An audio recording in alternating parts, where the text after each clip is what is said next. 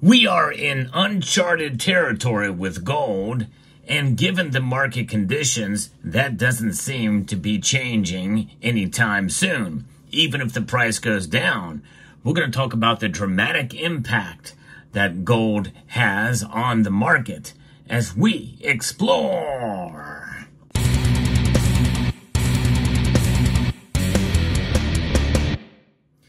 When I mean dramatic impact, I'm talking about the physical gold bullion market. Many people out there, I'm hearing it from you, the viewer, say, I can't afford to buy a 1 ounce gold coin anymore. And you know that I put out that challenge about buying an ounce of gold, how anybody can do it. In fact, even when the prices were rising dramatically, several members of this community have bought their first ounce of gold based off of that challenge, even though they are of lesser means in terms of financial ability. And I still issue that challenge to anybody watching this video. If you are a stacker of any sort, even if you're on limited income, even with the prices at an all-time high, if you don't have a 1 ounce coin, I strongly encourage you to try to save up for one.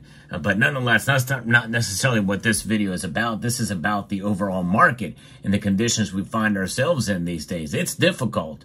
And I would never encourage anybody to go outside of their financial means to make a buy of gold, no matter what. It does take time and discipline, and especially to buy a full ounce of gold. But I'm going to be referencing an article here from Reuters that gets into this a little bit more. There are mixed results, but mostly gold demand has tumbled, essentially. And now, there are exceptions, and we're going to get into that in this video here. But physical demand for gold across key markets has fallen dramatically as prices continue to rise, with some retail consumers opting to sell their holdings and book the profit, industry players and analysts says. And this is from where the gold rally has crippled physical demand in some of the key markets around the world. We saw spot gold reach record high of $2,685.42 on September the 26th.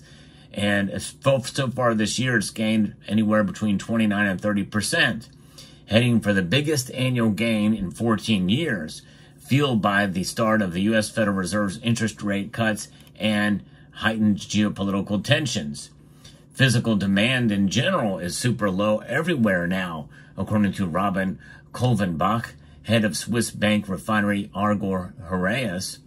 There was a spike in demand in August when India cut its import duty, but since then it has gone completely dead again. So that is the dynamic we find ourselves in, and I'm going to give you anecdotal evidence of it as well here later in the video. India, which is the world's second biggest bullion consumer after China, slashed import duties on gold in July to tackle smuggling, but then saw local prices rising to all-time highs. Consumers are finding it difficult to cope with the price increase. Currently, we are suddenly witnessing a significant slowdown in demand, according to Prithviraj Kothari, president of the Indian Bullion and Jewelers Association. In Europe, Germany remains the largest physical investment market for gold, but demand in the country as well as in Austria has been hit hard since 2020 as high interest rates prompted investors to switch to yield-bearing assets. And that's the thing with these rates. You know, a lot of people that are out there that would normally think, well, hey, if we can find a way to ourselves or a hedge or even invest in gold, we'll do it.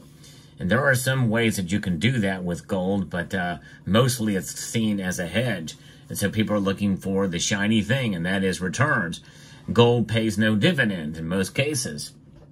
This year's gold price rally has hit the demand even further. Demand with the traders and banks has dropped by about 50%. That's pretty massive.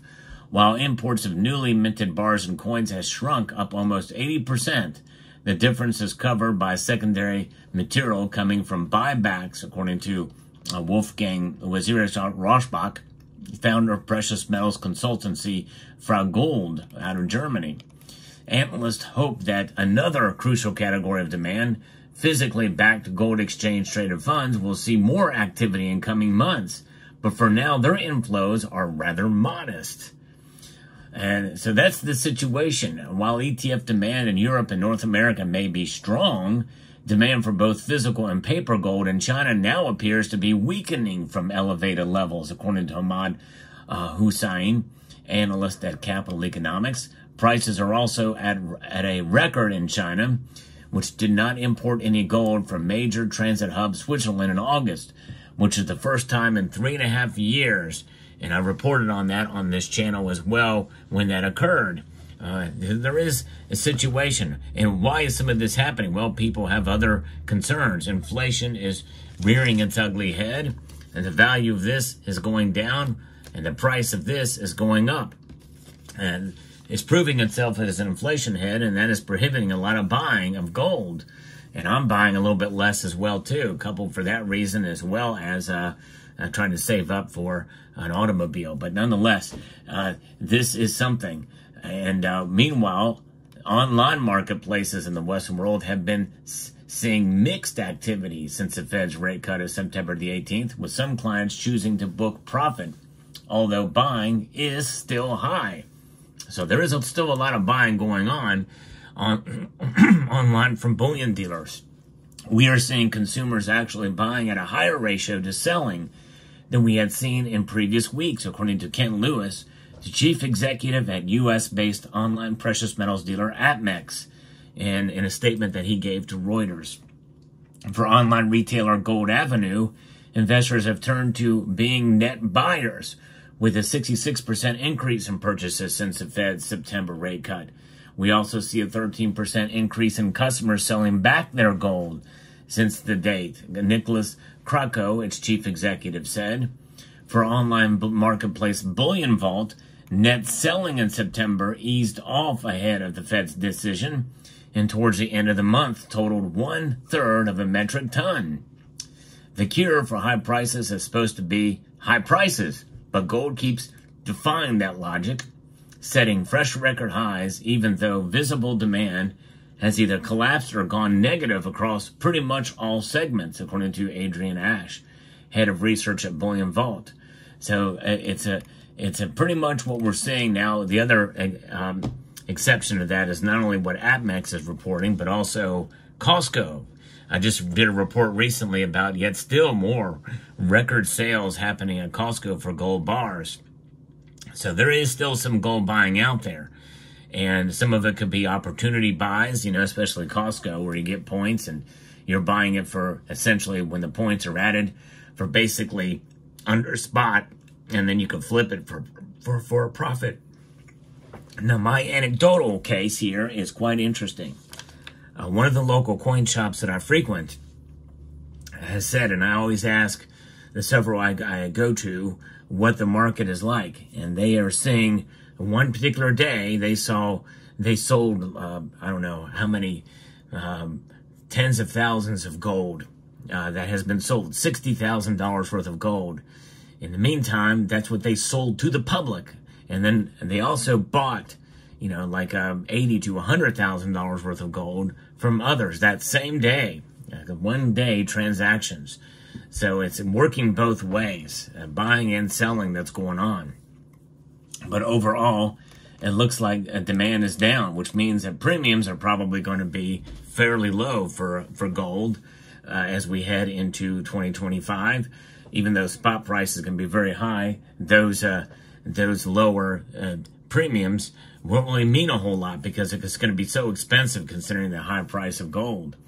Most expect that probably before we see any kind of dip back into gold, we could see gold hit $2,700. Some say maybe even $3,000.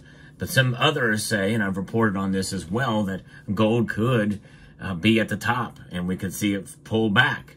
But keep in mind, folks, the gold rally that we are witnessing now is just in nominal dollars. Adjusted for inflation, we still have a ways to go.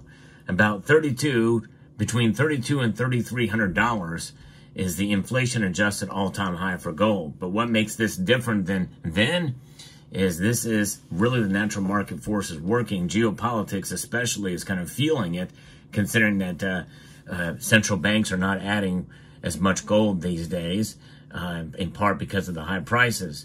But there's other ways that gold is being driven in. We know Saudi Arabia as well has been doing kind of behind the scenes and kind of has been caught, in a sense, making that purchase. So we'll see how it plays out. Fascinating nonetheless. But gold is a metal that is testing itself and showing itself to be the ultimate hedge against economic instability. And I find that quite attractive about gold. And as you know, I'm a big fan of it. So let me know what your thoughts are in the comment section down below. Hope you found this video informative, insightful, and educational. I do like to bring you the latest news in the world of precious metals, and this is one of those stories. So if you enjoy what I do here, I hope you will consider pressing that thumbs up button and subscribing to the channel as well. So I'd like to extend a multitude of gratitude to you all for taking the time to watch, and encourage you to please rate, share, comment, and subscribe.